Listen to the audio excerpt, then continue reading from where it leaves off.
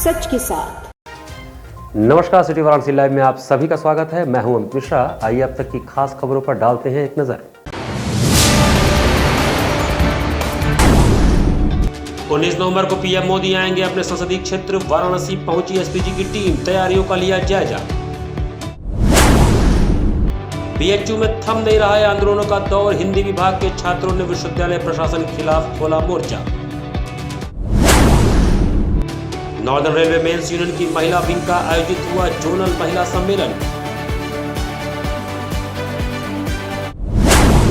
और धूमधाम के साथ मनाई गई भैरवाष्टमी। बाबा काल भैरव सहित सभी भैरव के दरबार में भक्तों की उमड़ थी। और अब समाचार विस्तार से। प्रधानमंत्री नरेंद्र मोदी के 19 नवंबर को एक दिवसीय वाराणसी दौरे के मद्देनजर स्पेशल प्रोटेक्शन ग्रुप एसपीजी के अधिकारियों ने वाराणसी में डेरा डाला। प्रधानमंत्री नरेंद्र मोदी 19 नवंबर को एक दिवसीय दौरे पर वाराणसी आ रहे हैं। वहीं उनके आगमन को लेकर सुरक्षा व्यवस्था की तैयारियों को जांचने के लिए स्पेशल प्रोटेक्शन ग्रुप एसपीजी के अधिकारियों ने वाराणसी में डेरा डाल दिया है। एसपीजी के अधिकारियों ने बीएचयू के एम्फी थिएटर ग्राउंड में आयोजित होने वाले काशी तमिल संगमम कार्यक्रम स्थल का वाराणसी के जिलाधिकारी के साथ निरीक्षण किया।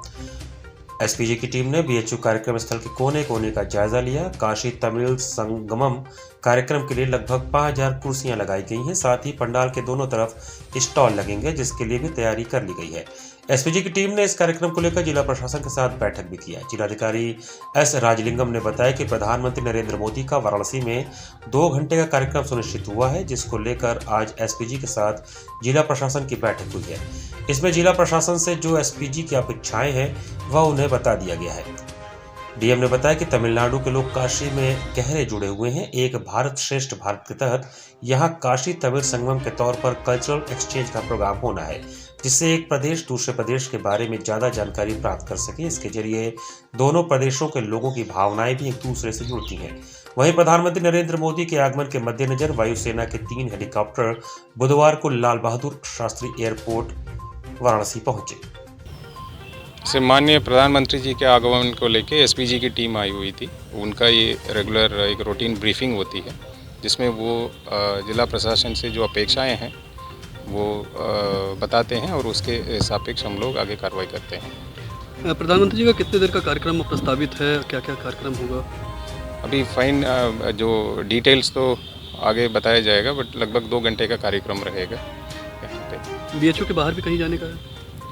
नहीं, फिलहाल तो इतना ही पता है, यहाँ इस कार्यक्रम के लिए ही आ रहे हैं, उसके सापेक्ष तैयारी की जा रही है। और ये जो काशी तमिल संगमम है, इस कार्यक्रम के बारे में थोड़ा बता दें कि किस तरीके का कार्यक्रम है और जिला प्रशासन का उसमें क्या रोल है?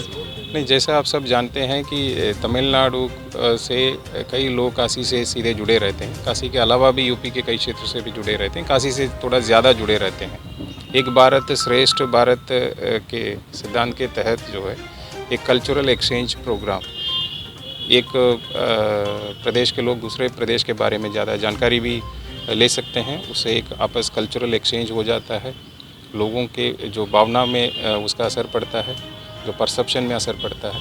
सो उसी उद्देश्य से ये की जा रही है। और काशी तमिल संगमम में लगभग 2500 लोग वहाँ से जो आएंगे वो हमारे ब्रांड एम्बेसडर बन के यूपी के बारे में वहाँ एक उनको बताया जाए। बाबा विश्वनाथ की नगरी काशी में भैरवाष्टमी विधि विधान के साथ मनाई गई। शिव की नगरी काशी में भैरवाष्टमी विधि विधान के साथ मनाई गई। इस अवसर पर नगर के भैरव मंदिरों में पूरे दिन धार्मिक अनुष्ठान हुए। काशी कोतवाल बाबा काल भैरव मंदिर में 801 किलो का केक काटकर उनका जन्मदिन मनाया गया। इस दौरान भक्तों की भारी भीड़ रही। इस कार्यक्रम के आयोजन समिति में प्रिंस गुप्ता, पंकज चतुर्वेदी, सोनू, अनिकेत, सागर, सुमित उपाध्याय, अक्षय, संजय दुबे, नवीन गिरी, मनोज यादव, शुभम, प्रीतम, प्रकाश शर्मा, आलोक धन, गुरु यादव, गदर मिश्रा, धर्मेंद्र अग्रवाल, आशीष गुप्ता थे। बाबा के जन्मोत्सव पर केक काटकर भक्तों में पॉपकॉर्न व टॉफियां बांटी गई। इस पे हम लोग कभी काउंटिंग तो नहीं किया कितना पैसा लगेगा, ये है कि 1 हफ्ता पहले से इसका काम स्टार्ट होता है, जो कि हम लोग डेली समझिए कि हम लोग सुबह 8 बजे से काम करते हैं, रात को 9 बजे तक डेली काम हो रही है पिछले 7 दिनों से। और कल से हम लोग कोई आदमी जो टीम का है कोई सोया नहीं है, कंटिन्यू काम कर रहा है, चाहे वो केक बनाना हो, चाहे बैलून डेकोरेशन, सारा कुछ। कामाख्या स्थित बटुक भैरव मंदिर में भी भैरवाष्टमी पर 2 दिवसीय कार्यक्रम आयोजित हुआ। इस बुधवार को पूरे दिन विविध धार्मिक अनुष्ठान किए गए। इस अवसर पर बाबा का रुद्राक्ष से भव्य श्रृंगार किया गया। बाबा के स्वरूप के दर्शन पूजन के लिए भक्तों की भारी भीड़ उमड़ी। से भंडारा चल रहा है, 1008 बटुकों की पूजा हुई है। उसके बाद शाम को इस समय बाबा के 51 लाख रुद्राक्ष की मालाओं से श्रृंगार हुआ है। इसके बाद अन्नकूट का प्रसाद चढ़ेगा। 8 बजे बाबा के 8:30 बजे 1.25 लाख बत्ती द्वारा महाआरती किया जाएगा। अखंड कीर्तन कल रात से 24 घंटे का चल रहा है, जो आज रात 12 बजे ख़त्म होगा। इसके बाद रात 8 बजे से बाबा का वो हवन शुरू होगा तांत्रिक विधि द्वारा, जो रात 12 बजे ख़त्म होगा। इसी तरह विविध कार्यक्रम बनारस के हर मंदिरों में चल रहा है। अखिल भारतीय हिंदू महासभा के राष्ट्रीय अध्यक्ष राजश्री चौधरी ने कहा कि आगामी 6 दिसंबर को हिंदू भाइयों से श्री कृष्ण जन्म स्थान मथुरा चलो का आह्वान किया जाएगा। अखिल भारत हिंदू महासभा की राष्ट्रीय अध्यक्ष राजश्री चौधरी बुधवार को वाराणसी में थी। इस दौरान मीडिया के साथ बातचीत में उन्होंने कहा कि 6 दिसंबर 1992 को अयोध्या में कार सेवकों ने विवादित ढांचा गिरा दिया था। तब से हिंदू संगठन 6 दिसंबर को सनातन समर्पण दिवस के रूप में मनाते आ रहे हैं। इसी कड़ी में आगामी 6 दिसंबर को हिंदू भाइयों से श्री कृष्ण जन्मस्थान मथुरा चलो का आह्वान किया जाएगा। राजश्री चौधरी ने कहा कि 6 दिसंबर को विवादित ढांचा गिराने और कार सेवकों को तत्कालीन प्रदेश सरकार द्वारा मारे जाने के प्रकरण को पूरे 3 दशक होने जा रहे हैं।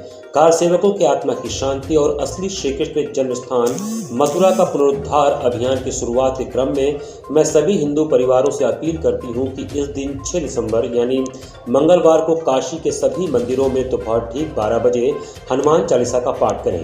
काशी की पवित्र धरा से एक साथ निकले हनुमान चालीसा के स्वर से हम न सिर्फ कार सेवकों को श्रद्धांजलि देंगे बल्कि अपने मथुरा चलो अभियान को भी मजबूती देंगे। यह संदेश विश्व भर में जाना चाहिए कि आज भी सनातन परंपरा की मजबूती बरकरार है।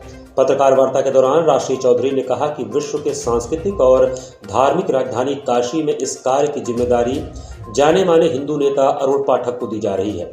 सनातन परंपरा के प्रति उनके झुकाव और कार्यों को देखते हुए उन्हें अखिल भारत हिंदू महासभा राष्ट्रीय युवा अध्यक्ष का पदभार दिया गया है। 6 दिसंबर आज से 30 साल पहले गोली खाकर सैकड़ों हिंदू सनातनियों, जो हमारा सनातन धर्म का एक प्रतीक, एक पुण्य स्थान राम जन्मभूमि का उद्धार के पुनरुद्धार के लिए गया था, उन सभी को हत्या किया गया 6 दिसंबर को, आज से 30 साल पहले।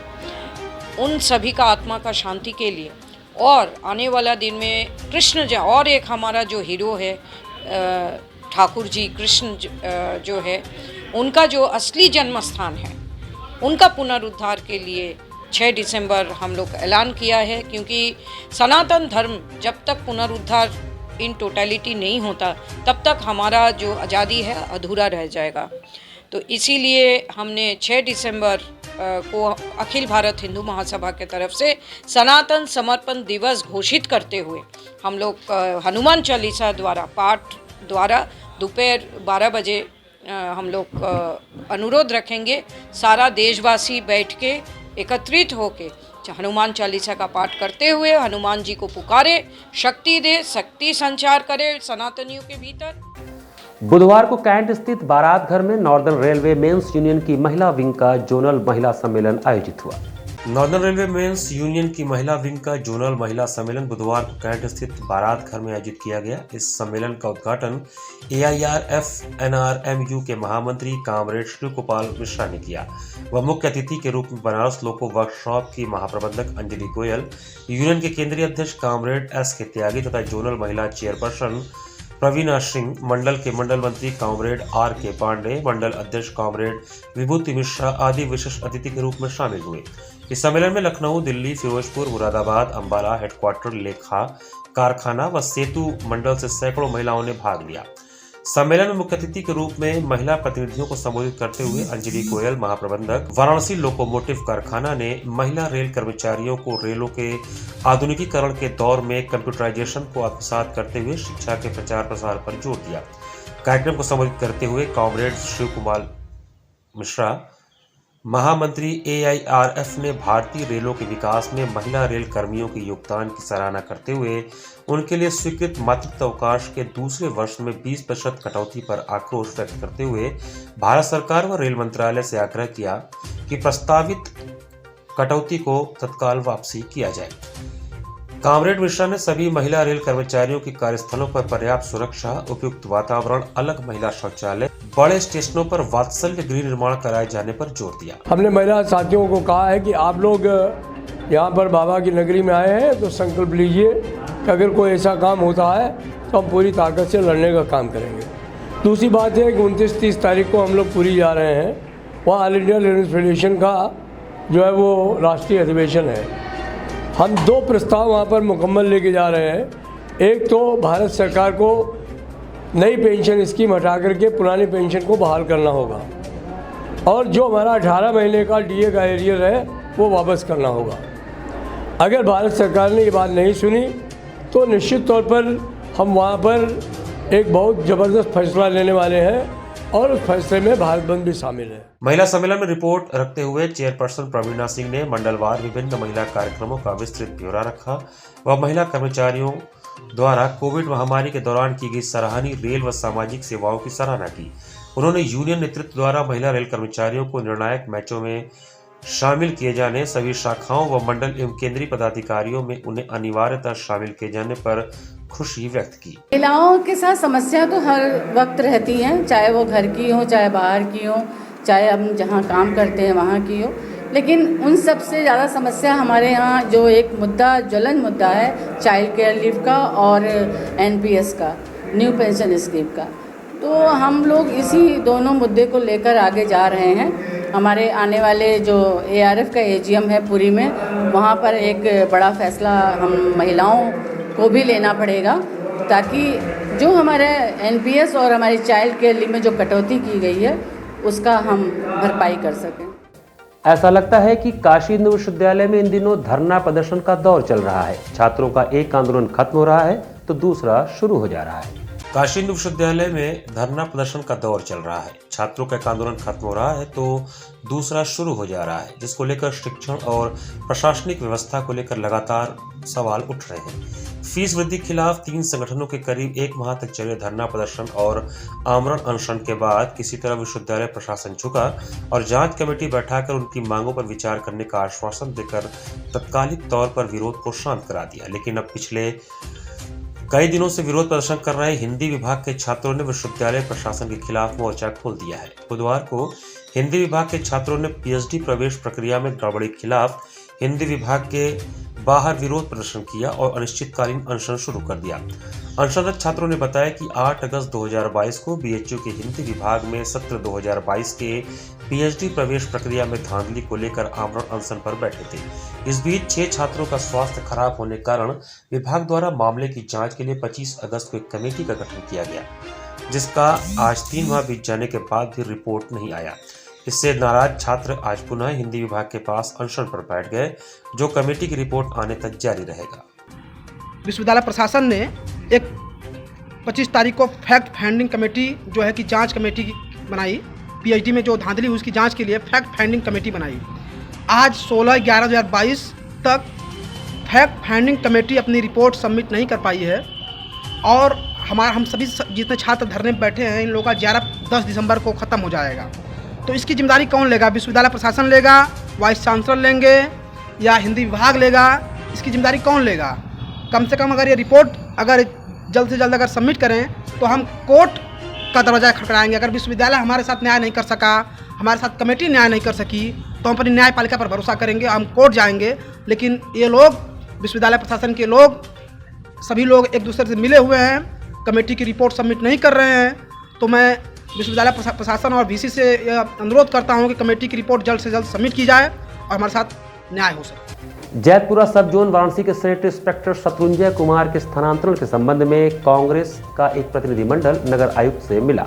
जैतपुरा सब जोन वाराणसी के सेनेटरी इंस्पेक्टर शत्रुंजय कुमार के स्थानांतरण के संबंध में कांग्रेस का एक प्रतिनिधिमंडल नगर आयुक्त से मिला। ज्ञापन सौंपने वाले कांग्रेस जनों का नेतृत्व सीताराम केसरी ने किया। इस दौरान उनका कहना था कि नगर निगम वाराणसी जैतपुरा सब जोन के सेनेटरी इंस्पेक्टर शत्रुंजय कुमार जब से जैतपुरा में आए हैं तब से जैतपुरा वाराणसी सफाई चौकी की व्यवस्था छिन्न भिन्न हो गई है। ड्रेनेज के आउटसोर्सिंग कर्मचारी अरविंद वीरेंद्र द्वारा सेनेटरी इंस्पेक्टर साहब का कार्य न कराकर अपने निजी वाहन उनसे चलवाए जा रहे हैं। जैतपुरा सफाई चौकी पर ड्रेनेज के 25 कर्मचारी कार्यरत हैं, जिसमें 5 हेक्टेयर पर हाफर पर 2 गली पर वर्तमान में कार्य कर रहे हैं। कुल 25 ड्रेनेज के कर्मचारियों में 9 कार्यरत हैं। बाकी 16 कर्मचारियों को अधिया पर बैठाकर धन उगाही किया जा रहा है। वो सफाई जो व्यवस्था हो रही थी उस व्यवस्था को छिन्न भिन्न करने के लिए शत्रुंजय को वहाँ से हटाना अति आवश्यक है। हमने आज नगर स्वास्थ्य अधिकारी को हम लोगों ने एक पत्रक दिया है कि आप इनको इनकी बातों से अवगत कराया है। नगर स्वास्थ्य अधिकारी का कहना था कि आज नगर आयुक्त के साथ बैठक कर इस विषय पर वार्ता करके जो भी उचित कार्रवाई होगी जांच की हम करेंगे। हम लोगों की मांग है जांच आप करिए,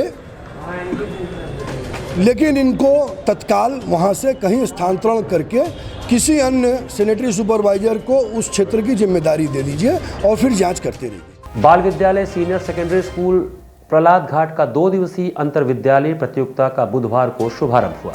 बुधवार को बाल विद्यालय सीनियर सेकेंडरी स्कूल प्रहलाद घाट के समारोह हॉल में 2 दिवसीय अंतर विद्यालय प्रतियोगिता का शुभारंभ विद्यालय प्रबंध समिति के सदस्य मंजुल पांडे एवं विद्यालय के संचालिका डॉक्टर जयशीला पांडे के कर कमलों द्वारा हुआ। प्रारंभ में सरस्वती वंदना के पश्चात कार्यक्रम के पहले दिन समूह गायन फोक एवं समूह नृत्य फोक का कार्यक्रम हुआ, जिसमें कई विद्यालयों के लगभग 100 छात्र छात्राओं ने भाग लिया। इसमें central Hindu school boys, central Hindu school girl, Vanita public school, बाल विद्यालय स्कूल, रामनगर एवं प्रहलाद घाट आदि विद्यालयों ने भाग लिया। कार्यक्रम के अंत में विद्यालय प्रबंधक मुकुल पांडे द्वारा आए हुए प्रतिभागियों एवं शिक्षक शिक्षिकाओं को धन्यवाद ज्ञापित किया गया एवं समस्त स्कूलों को बताया कि प्रतियोगिताओं में खेल भावना से भाग लेने से किसी के मन में कोई भेदभाव नहीं रहता। इस प्रकार कलाकारों के अंदर कला जीवित रहती है। प्रधानाचार्य स्नेहलता पांडे ने धन्यवाद ज्ञापित किया। प्रतियोगिता के निर्णायक के रूप में विलंबता वाणी सुधा, प्रवक्ता संगीत एवं गायन पसंद कॉलेज महिला महाविद्यालय राजघाट ने निर्णायक की भूमिका निभाई।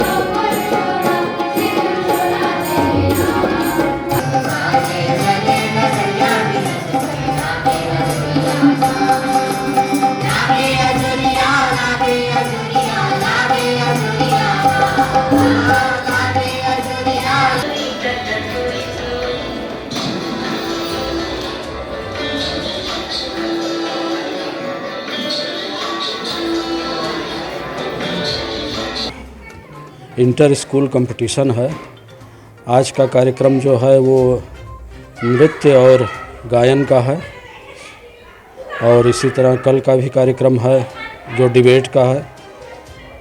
तो ये 2 दिवसीय कार्यक्रम यहाँ प्रहलाद घाट शाखा में है और फिर एक कबड्डी का कंपटीशन 18 तारीख को वहाँ डुमरी शाखा में है। हमारे बच्चों को क्या कहना चाहेंगे? बच्चों को हम ये कहना चाहेंगे कि जो इस तरह की शिक्षा से अलग प्रवृत्तियां होती हैं उनमें वो लगे रहें ताकि उनका चहुमुखी विकास हो और समाज में वो अपना एक अलग स्थान बना सकें, क्योंकि कला भी व्यक्ति को एक अलग रुख प्रदान करती है और उपलब्धियां कोई भी हों वो कम नहीं होती, उपलब्धि हमेशा करते रहना चाहिए।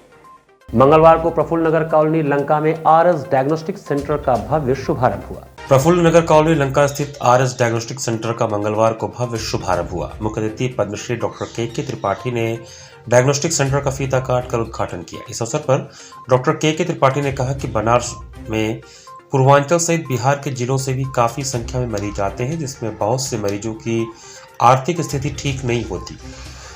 आरएस डायग्नोस्टिक सेंटर अपने जांच केंद्र में पूर्वांचल के गरीब मरीजों को पूरी सुविधा देगा। उनकी उच्च स्तरीय जांच कर उनके रोगों का निदान करने का 100% प्रयास करेगा। डायग्नोस्टिक सेंटर की संचालिका डॉक्टर शालिनी जायसवाल ने कहा कि पूर्वांचल के गरीब मरीजों को ध्यान में रखकर ही इस डायग्नोस्टिक सेंटर की स्थापना की गई है। और इसमें गरीब मरीजों को पूरी सुविधा मिलेगी। उद्घाटन के अवसर पर रामलाल चौरसिया, उर्मिला चौरसिया, कृष्णकांत झा, अजय कुमार मिश्र, राजनंदिनी दुबे, गरिमा सिंह, किरण श्रीवास्तव सहित काफी संख्या में नगर के गणमान्य लोग उपस्थित थे। छोटे छोटे सैटेलाइट सेंटर जिसको हम लोग कहते हैं, उनका आना आवश्यक है और उनके आने से दो फायदे हैं। आपको तत्काल निदान मिल जाता है, एक ही स्थान पर आपको रक्त के जांच की सुविधा, हृदय की जांच की सुविधा, एक्सरे, सीटी सब चीज़ें उपलब्ध हैं और इतनी तेज़ी से ये होता है कि रोगी का समय नहीं नष्ट होता। पैथोलॉजी और रेडियोलॉजी की सुविधाएं उपलब्ध हैं, सीटी, एक्सरे, अल्ट्रासाउंड और लैब और इको, ईईजी, एनसीवी ये सब होता है। और अभी इसको कुछ ही दिन पहले ही स्टार्ट किया है और आज इसका फॉर्मल इनॉग्रेशन था। इसी के साथ सिटी वाराणसी लाइव का इस संस्करण में समाप्त करते हैं। मुझे दीजिए आज्ञा, नमस्कार।